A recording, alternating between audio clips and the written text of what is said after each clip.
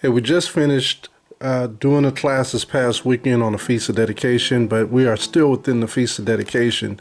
And I just wanted to show you, even though we dealt with the Greeks in that class, the next group to come along after the Greeks was the Romans. And you can read about that in 2nd Maccabees. It goes in detail how Israel made a treaty with the Romans. They made a pact with the Romans to fight against the Greeks. And then the Romans turned on them. And so when the Romans turned on them, they broke their contract, they broke their treaty, just like the typical Caucasians, when they came to America, they broke the treaties of the native Aboriginal Indians. Every treaty, they broke every single one of them, including Africa. It was the same thing. It's the same game. But nevertheless, as we go through this particular book I wanted to bring out, it's called The Roman Empire by Nigel Rogers. This book was published in 1990. In the very, very back, it shows when it was published. It says 1990 right there, if you can see it. All right, Fondo Edifici. This is in Italian. So after conquering all these countries, the Romans had to get their trade routes down. And so their trade routes went through all the people of color countries. So much as far as speaking as India, which is in Asia Minor, and then you have Africa, right? So when we look at this is a book on, if we go to this page, in this particular book, it's 212, it mentions the natural frontiers, Africa, Arabia, Mesopotamia. That's the third one I didn't mention. So Mesopotamia is where we call the table of civilization, or the cradle of civilization, right? Mesopotamia. It's right under the Mediterranean Sea. It's right between Libya and where we get into Gaza Strip, right in that area. And so when we look at that map, I'll see if I can post it up, but this is the areas that was most fertile parts of that region: Africa, Arabia, and Mesopotamia. And so all the trade routes came out of there. So they had to destroy a people in order to get to all these natural goods. In order to destroy a people, once you destroy them, what happens? You put them in captivity. They go into captivity. So this makes sense why all the people who were dwelling in Rome were people of color. They were slaves or servants coming out of these three regions. They like to always utilize other regions, like, oh, the Germans came down and Germans were different from the Romans. That's true. But the majority of their workforce came from here: Africa, Arabia, and Mesopotamia. Now, in between these three great countries or continents, you have a lot of other cities, like Jerusalem, for example, like Iraq, like Iran. All right, you have a lot of different countries within these regions. Libya, per se, in Africa, Cyrene, in parts of Africa. Just giving you a broad understanding of how this went. So I'm going to read a few paragraphs in this particular book just to give you some understanding how the Romans conquered, infiltrated, and how they got slaves and trade this way. So it says Rome had desert frontiers in Arabia, Mesopotamia, and North Africa. In Asia, Rome faced sporadic Arab raiders and its one equal, and Parthian, latter Sassanid, Persian Empire. So we know that the people of Persia were also people of color. Today, Persia is called Iran. Now the Arab raiders, Arab, all that means is a mixture of people, right? These are people who were mixed from different people. And in those days, a lot of our people did not mix, okay, especially the Jews, but it happened when the 10 tribes was scattered. So we did mix, but a lot of these people, the Arabs, came from Greek babies. They came from Hamitic babies. They were a mixture of all these different people dwelling in these lands. Ishmael is also a part of this. He is the father of the Arabs, Ishmael, who was a descendant of Abraham through his wife called Hagar. So Arabs look towards Ishmael as their father because they are descendants of that race. So Arab raiders and its one equal, the Parthian, latter Sassanid Persian Empire, Then it starts out, it says, in Africa, Rome often faced little, often no opposition, for the deserts of Libya, which is in North Africa, harbored only migratory populations of Berber nomads. So the history on Rome, you have to realize that the Romans were fighting North Africa for a long period of time. There were Punic Wars. In the first and two Punic Wars, the Romans were fighting, I believe it's 1, 2, and 3. There's 4 total. They were fighting Hannibal, and Hannibal gave them a good fight. So this region was not always easy to conquer when Hannibal was around. But when he went down, the rest of the people went down. And it made this area easy to conquer. It says here, Egypt was almost impregnable behind its deserts, except from Asia. For upstream, the Nubians, are dark black Hamitic people. They were Nilotes. For upstream, the Nubians, these Nubians are your Nilote Hamitic people who dwelt in those regions of Mesopotamia and Africa. They're dark, almost blue-colored people. So it says, for upstream, the Nubians, as Rome called the Sudanese, were no threat. So those dwelling in the land of Sudan are the real Egyptians. And you can see this on the walls of Egypt, the hieroglyphics and so forth. You can see the tall, dark blue, dark black people dwelling on the walls as kings and queens.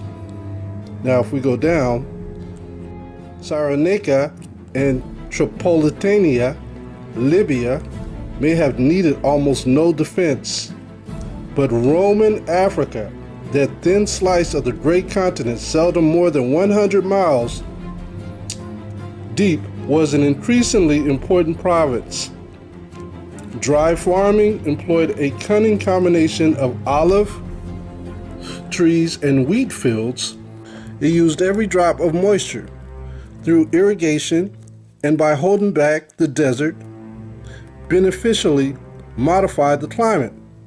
Africa satisfied much of Rome's demand for olive oil. This is where they got that knack for making olive oil. You know, Italy is well known for olive oil. Where do you think they got that from? They got it from the Africans. And now when you talk about Italy, it's broken up into 2 parts. You got northern Italy and then you got southern Italy. Now, southern Italy was predominantly black. This is where the Italian mobs get that name when they say, oh, we have that Sicilian blood. Well, who you think was dwelling in Sicily? A lot of the Italians, the dark Italians, were Sicilian with what? Black roots. Not all, but some. And the Italian mob back in the day used to like to infringe on being from the Sicilian lands of South Italy. Josephus described it as that third part of the world, which feeds the city of Rome for 8 months of the year and happily accepts taxation, although only 1 legion is stationed there. For the Berbers, it was worth rattling to protect against their attacks, which generally followed the Atlas valleys as they ran down towards Carthage. This is where Hannibal dwelt, and its intensely fertile hinterland. A series of called closures were built. So let me show you something about the Sicilians real quick. So when we go over here, I think it's page 421, I want you to look at this picture. Now these are supposedly the Sicilians of South Italy. Notice how dark they are. All right. Like I said, they were more heroic than the northern Italians. See that? Everybody was dark during that time. The Italians, the northern Italians were not. Those are the ones who crucified Yahawashi. But these Sicilians were considered mean because of the work they did. They were blacksmith. That's where they got the name blacksmith from, you know, because they were so dark. But they also believed in the Greek gods that they had stole from Egypt, right? And those Greek gods came in the name of Hermes, Zeus, Venus, that kind of thing. Let me find the inscription. If we look at this inscription, it says left, Vulcan's Forge, a 2nd century AD mosaic from Doga in North Africa. right? Sicily is not far from North Africa. The god of all metal workers, clever but unlovely. Vulcan had its forge either beneath Mount Etna in Sicily or in the Aeolian Islands just to the north. See that? So because they were blacksmith, they were considered black, they symbolized them with coming out of the volcanoes, right? From an ancient Latin deity, an original protector of Rome, right? This is why why the soldiers and warriors always like to consider themselves Sicilian, right? But going back, but the Israelites were not Sicilian, all right? But they were black. I'll read this part here. It says, a joint letter from Eastern and Western Emperors Theodos II and Honorius, written in 409 AD, indicates that Africa mattered to both parts of the empire. See that? It also shows that there were ditchworks and limited fortified lines further south, where fertile land gives way to desert, with watchtowers. Archaeology has tentatively confirmed the skeletal defense system, which exploited the cots, sand seas, at times full of salt water, and mountains of the hot plateaus. You got to have salt in order to season your food, to do masonry work, and many other things salt came in handy with. And if you had it, you were considered rich. All right, so it says, running from east to west, these were the limes of Tripoli, the capital of Libya, the limes of Numidia, which was the black land, which they sometimes called Africa, inland from Carthage, and the limes of Mauritania, inland from the Algerian coast. None of these was a solid continuous defense like Hadrian's Wall, because the distances were too immense. Hadrian had ordered the construction of such a line on his visit to Africa in 128 AD. By this time, Yahawashi had already passed away.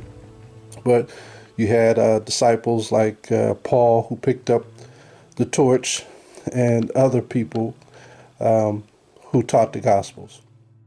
Right after this, you had Septimius Severus. He came into the picture. If we drop down here, Septimius Severus was a black man. It says here, the one legion was stationed at Lambus, just behind the central limes. Later, under Septimius Severus, forts were built much further inland. Right, so he became the new ruler over Rome. Right, this is when people of color started to rule Rome. Right around this time, they were ruled by black kings. Okay, so what we have next is one of the fashions of the Romans, which was circuses. Just like the Greeks, their fashion was the Olympics.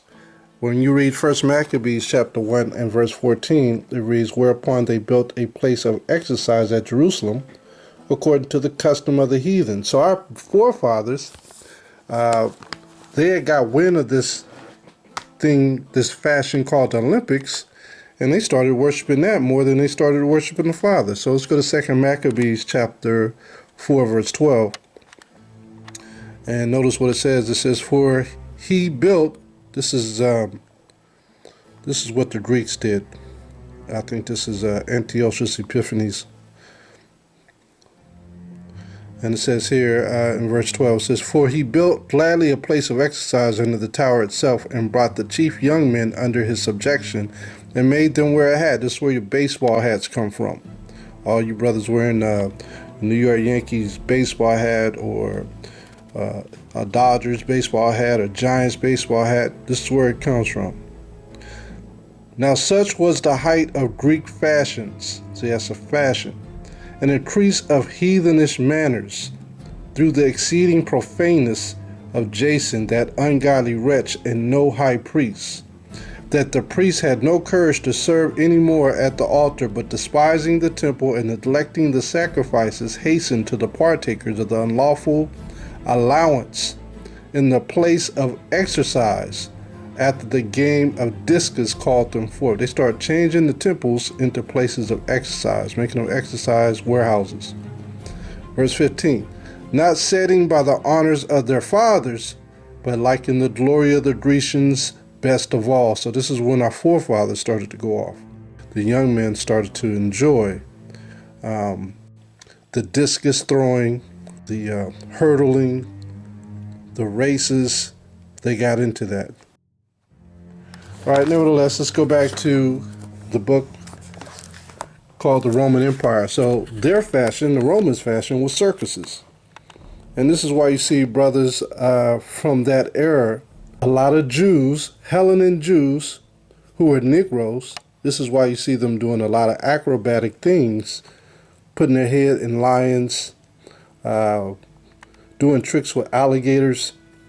This is where it came from. The Romans created this thing called circus. We all heard of Barnum and Bailey, circus, but this is where it came from. Let's drop down to origins. Origins of the Circus Maximus. For a long time, the Circus Maximus was only a track with temporary wooden stands and a simple central barrier around which chariots raced. Rulers from Julius Caesar onward added or made improvements to create an increasingly grand permanent structure, and it was entirely redeveloped by the Emperor Trajan. Other circuses were smaller and used mainly for ceremonial displays. Now tell me, who was in the circus? Jake was in the circus. See that? Just like we were in the Olympics, we were in the circuses. We are the Israelites, and they always utilize the Israelites to do their mockery fashions. And we follow full-heartedly instead of following our Father. It says here, a Roman charioteer on a four-horse chariot, a dangerous yet common form of racing chariots with the outer horses attached to the chariot only by loose reins. See that? Most of our people died doing these crazy exercises and crazy events. This is a book called Blacks in Antiquity, Ethiopians in the Greco-Roman Experience by Frank M. Snowden Jr. This book was published in 1970. Just want to let you know that most of these authors are very, very racist, and they allude purposely to distract you into not believing that the Negroes are the real Jews. And they call you everything under the sun but that. So that's why I said these people are very racist. You know, you have to read these books with a sharp eye and extrapolate the things that matter in these books. This is from the book Blacks in Antiquity. I want to read this to you so you know what I'm talking about when I show you these pictures. It reads, allusions to Ethiopians in Greek literature, painting, and actual residents of Ethiopians in Greece proper are few. The Herodotian mention of Ethiopian in Xerxes, which was the Persian and the Medes Empire, army, Xerxes' army, and the Negroes on Athenian vases of the 5th century BC have led to the conjecture that it was at this time that blacks were seen for the first time in Greece in large numbers. Drop down. It is reasonable to assume, therefore, that a number of Ethiopians who accompanied Xerxes remained in Greece. So after Xerxes lost, a lot of the soldiers, a lot of the slaves, a lot of the people of the Persians and the Medes Empire stayed in Greece. As captives, many of them would have become slaves of various sorts. In addition, Ethiopians, as other non-Greeks and non-Romans, these are not Caucasians, those who are not Caucasians, would have reached the Greco-Roman world through the what? Slave market. So a lot of the Negroes were Israelites, and they were in the slave markets, right? Let's drop down. Let's go here. The concomitant racial assimilation and disappearance of Negroid physical characteristics would account for a failure of many writers to refer to Ethiopians unless the individuals in question were Ethiopians of a pronounced physical type. Recent arrivals easily recognizable as Negroes or mulattoes who received occasional notice in classical texts. So what were they doing? Listing Negroes as Ethiopians. And remember, the Jews dwelt in those regions within the Persians and the Medes Empire. Right? When we read Daniel, guess where he was? When we read all the prophets, the minor prophets, most of them was in the Persians and the Medes Empire before they went to Jerusalem to build the temple. The founding of Alexandria substantially increased contacts between Greeks and later Romans with Ethiopians. The subsequent history of Alexandria as a melting pot of a motley conglomeration of peoples brought Greeks and Romans into contact with numerous Ethiopians, aka Negroes, who participated in the polyglot life of that busy seaport, meaning they became Hellenic. The Negroes became Hellenic. The Israelites became Hellenic. I have to say that in one sentence so you understand. And from Alexandria, Ethiopians were to reach Italy and Greece in the steady succession of ships that left the harbor of the various ports of the Mediterranean world, Greco-Roman and Roman terracottas. And so when we get into these terracottas, now when you read it, now when you see it, you're going to recognize these Negroes as being Israelites.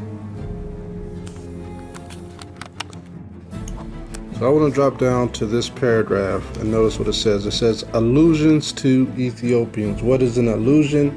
An allusion is an expression designed to call something to mind without mentioning it explicitly. It's like speaking of something indirectly. So by them saying the Ethiopians takes your mind off of believing that the Negroes are in Rome or in Greece or in captivity, or let alone that the Negroes are the Israelites. So indirectly, it's alluding you to believe something else. That's why you have to read between the lines. Allusions to Ethiopians. Few in the Roman Republic were more numerous in the empire. The Romans saw Ethiopians, Negroes, Jews, in numbers in Italy itself for the first time, perhaps when Hannibal invaded the peninsula.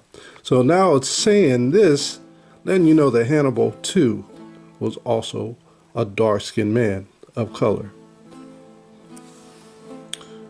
Let's drop down to here. The fact that the Ethiopian appears much more frequently in imperial than in republican literature can be explained as a result of later Roman activity in Egypt and various regions of North Africa. This is why when Paul came to Rome, the queen thought he was an Egyptian, because Rome was conquering these lands: Egypt, Ethiopia, Mesopotamia, Saudi Arabia, Asia, Africa. She thought he was Egyptian. Well, now that you understand that point, I'm going to take you to 1 Maccabees chapter 8, and I want to show you how the Grecians put the Israelites in slavery, in captivity. And also the Romans did the same thing in 68 to 71 AD. They did the same thing. They put Israelites in captivity. But I'm going to start with the Grecian Empire, because it's called what? The Roman Greco Empire, meaning the Greeks came first. So in 1 Maccabees chapter 8, verse 9, it reads, moreover, how the Grecians had determined to come and destroy them. Destroy who? The Israelites. And that they, having knowledge thereof, sent against them a certain captain, and fighting with them slew many of them, and carried away captives their wives and their children. So what we're talking about here are the wives and children of the Israelites and the men, and spoiled them, and took possessions of their lands, and pulled down their strongholds, and brought them to be their servants unto this day. So they became slaves. This is talking about the men, the women, and the children of the Israelites. And generation after generation after generation after generation, guess what? They stopped calling themselves Israelites, started calling themselves Grecians, Hellenists, Romans, Africans, Negroes. Verse 11, it was told him besides how they destroyed and brought under their dominion all other kingdoms and isles that at any time resisted them. So these are all people of color that they conquered.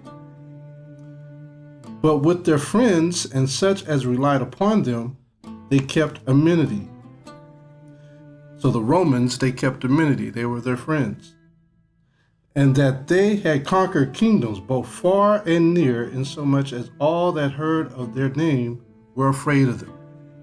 So think about it. They destroyed the Persians, who were people of color. They destroyed the Egyptians, who didn't look like them. The Ethiopians, who didn't look like them. The Medes, who didn't look like them. They were going throughout the countries, destroying all those people who were of color, who did not look like them, and made friends and treaties with those who looked like them. About that. And you got the same thing going on to this day. Okay, so if you didn't believe that we were in the circus, there you have it right there. There's a brother on chariots. There's a sister whose head was cut off on the side of that horse. And he's rolling over a Germanic man of Caucasian descent. This is all part of fun and games in Rome. Right? It says here, marble relief of a charioteer from Herculaneum, 1st century AD. Profile. Tightly curled hair close to head, broad, flat nose, thick lips, subnasal prognathism. The Museo Nazionale di Napoli. This is Italian, but I don't speak Italian. I speak a little Spanish, but that's as far as I can get with Italian. Here's another photo of a woman. She's an acrobat. It says here, marble statue of an acrobat, Roman work in Hellenistic style, hair in corkscrew curls, broad, flat nose, high cheekbones, thick lips. Rome. Hellenistic. So this is spilling over from the Greeks into the Roman world to perform in these circuses. Here's more. Here's a terracotta of a boy removing the thorn from his foot. Right here, as you can see.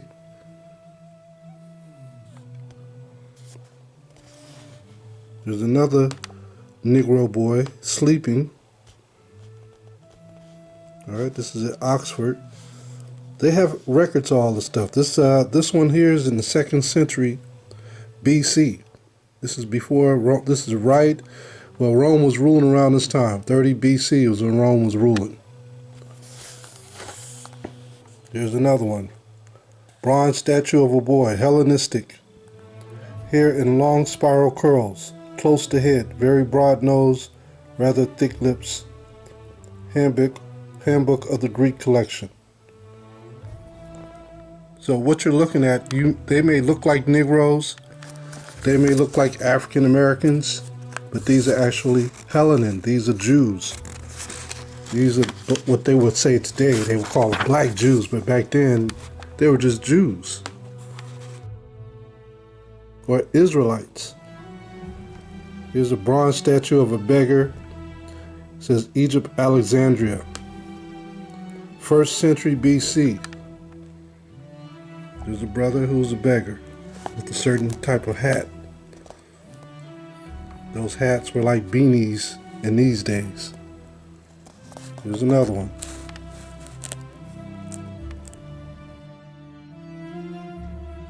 A black steatite statute of a crouched boy, perhaps a captive of Alexandrian, hair in rows, tight curls, radiating from center of head, broad nose, high cheekbones, subnasal prognathism, thick lips. In other words, this is another Hellenin, which today we will call them Negroes, because people don't believe that Negroes were the Jews. Look at the locks in the hair. The chains around the leg, shackles. So we have records of us being in captivity. The people who are claiming to be Jews do not have any record showing them in captivity. But we do. That's how we know we're the Jews as well. This is Hannibal. This is a coin that used to circumvent around Rome and Greece, okay, or the Roman Greco Empire, of Hannibal's money. Of course, it came from Carthage. I'll put it down here. Bronze coinage from central Italy depicting some of Hannibal's mahouts, his soldiers. Fall of the Hellenistic kingdoms. See if we can find more. So yeah, we had the Olympics and we had circuses. We participated. We were the main ones, just like today, what you see going on with the sports world, the pros, the collegiate athletes. It was the same thing during the time of Rome and Greece. Just like we read in the book of Maccabees, where the young men sought to follow the ways of the Greeks in their Olympics. Terracottas of Negroes from Egypt. I failed to capture this one. There's another one. And, you know, sometimes they would call us Ethiopians as well. Those names were interchangeable, just like they call Paul what? An Egyptian. They were trying to figure us out. They couldn't figure us out. We were coming as slaves from all these different places. Bronze figure of a sleeping boy, perhaps a Hellenistic original. These could very well be those of the 10 tribes, following the Greeks. Terracotta statues of boxers, late Hellenistic, tightly curled hair close to head, broad nose, thick lips. Catalog of the terracottas in the Department of the Greek and Roman Antiquities, British Museum. Look at that. These are boxers. So your Mike Tysons, your Holyfields, and you know all these brothers that box. We had boxers back then too. They had techniques. They were Hellenin, Israelites. They weren't Hamites. The Hamites were worthless to the Romans. They didn't need them in captivity. They needed us. They took our land. Limestone figure from Ptolemaic times. That's why you see the Sudanese still in Sudan, which were the ancient Egyptians. They didn't need them. That's why they got their own country. They didn't need the Ethiopians. That's why they still got their own country. But what they did remove was us, the Negroes. We were always the ones that got removed. Look at these busts. I'm going to show you a bust of Paul and Peter in a minute. Look at these busts. All right. Want me to read it? Small bronze bust of Negro Roman hair in form of Negro Roman hair in form of thick mass of short curls, broad nose, thick lips. Journal of Roman Studies.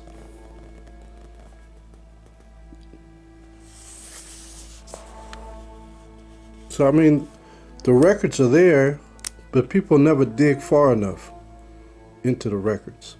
They're all around. Okay?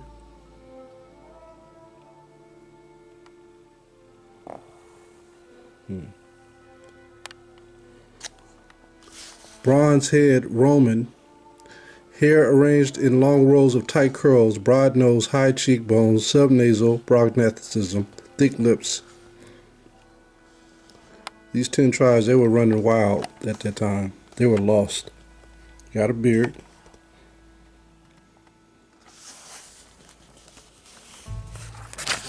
Some people say, well, they wasn't dressed in proper Greek clothing. Well, look at this one. This is a young boy dressed in Greek clothing during that time.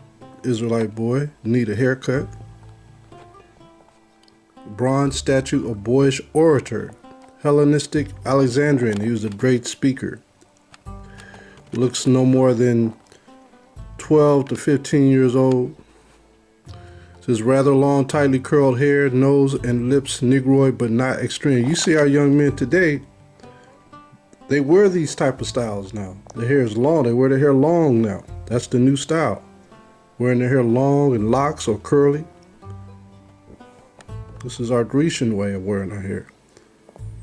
Greek, Etruscan, and Roman bronze acquired by the Museum of Fine Arts, Boston. Statues of mantled Negro use. So there's more than one. For a study of several bronze statues of mantled Negro use.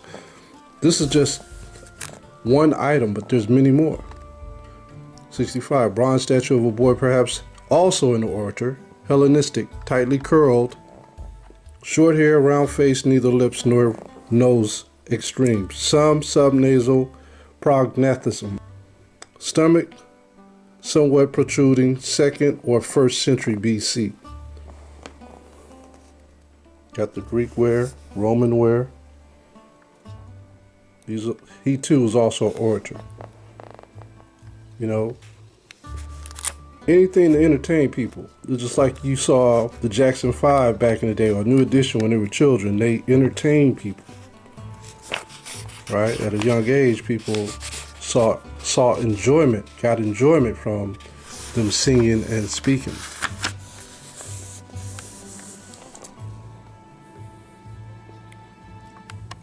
Here's another one. Marble bust of a man of African origin. Now looking at that bust, you would probably think he's Caucasian, but look, this is a so-called Negro. Augustan or Julian Claudian period, the closely chopped or cropped hair, subnasal region, and lips suggested Negroid admixture. Now, a lot of these statues had their nose knocked off, so you couldn't figure out what they were. Roman sculptures in the Museum of Fine Arts. As you can see here, it says Ethiopian, and that the African is a mixture of the aristocrat Negro and Arabian or African desert type. Oh yeah, there was a bunch of them too. There was a bunch of mixtures of Arab and Negroes going on down there. All right, so you had all different types of looks of dark brown people or dark tawny people throughout that region.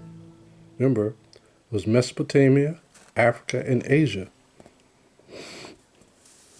Yellow limestone head of Negro Moreau, originally painted black, contrasted with white eyes and scarlet lips, considered a gift of the Roman official to a Meroitic king of the work, or the work of an iterant Roman sculpture in Nubia. There's a sister, look like Harriet Tubman. She's from the Trajanic period. Trojan or Trajanic period. Again, I mentioned about the circus. Here's brothers participating in the circus. All right. And you see the same things going on in the circus today. This is a dancer, Hellenistic dancer, meaning they were probably some other nature. Maybe an Israelite, calling them Hellenistic. Another Hellenistic dancer. And here as well, these are all so-called Negroes. Here's another boxer. Hellenistic terracotta of an athlete, perhaps a boxer. In great shape. Look at this. Acrobat, poised on crocodile, Roman, after the Hellenistic original. So we did this in Rome too. Look at that. Tantalizing the audience. Alexandrian. Amazing.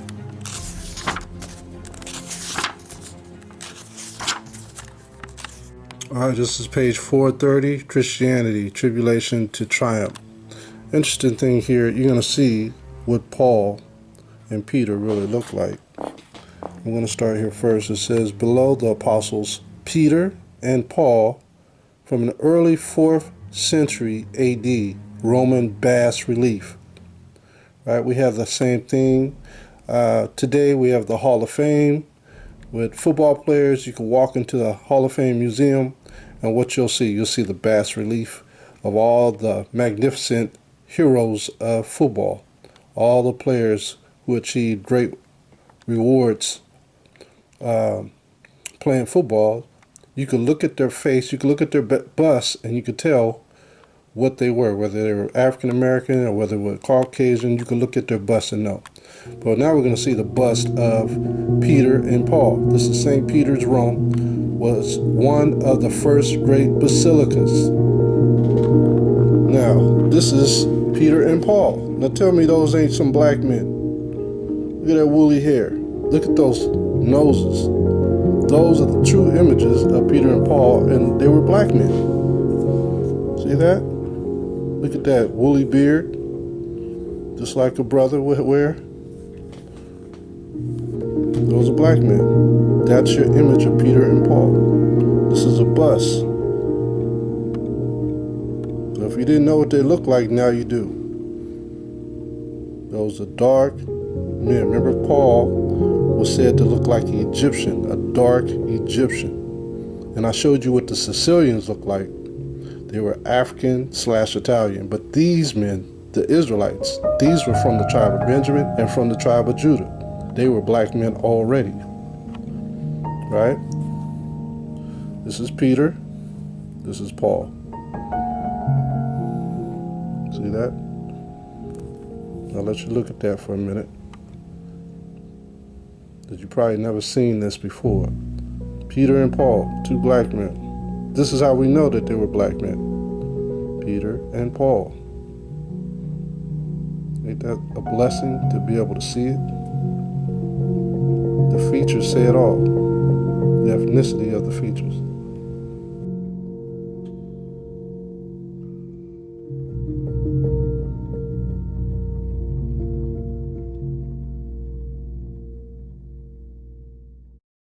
This dude look like my uncle, Paul.